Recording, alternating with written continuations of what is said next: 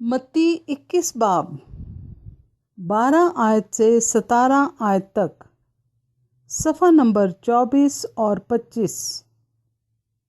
یسوع ہیکل میں جاتا ہے۔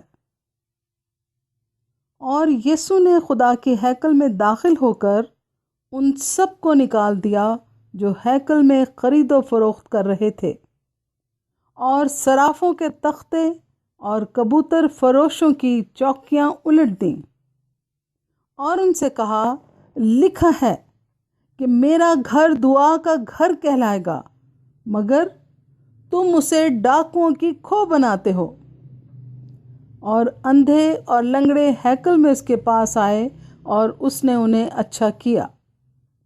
لیکن جب سردار کاہنوں اور فقیہوں نے ان عجیب کاموں کو جو اس نے کیے، اور لڑکوں کو ہیکل میں ابن داؤد کو ہوشنا پکارتے دیکھا، تو خفا ہو کر اس سے کہنے لگے، تو سنتا ہے کہ یہ کیا کہتے ہیں؟ یسوع نے ان سے کہا، ہاں، کیا تم نے یہ کبھی نہیں پڑھا کہ بچوں اور شیر خواروں کے منہ سے تو نے ہم کو کامل کرایا؟ اور وہ انہیں چھوڑ کر شہر سے باہر بیت عنیہ میں گیا اور رات کو وہیں رہا۔ پاک کلام کے پڑھے اور سنے جانے پر خدا کی برکت ہو، آمین۔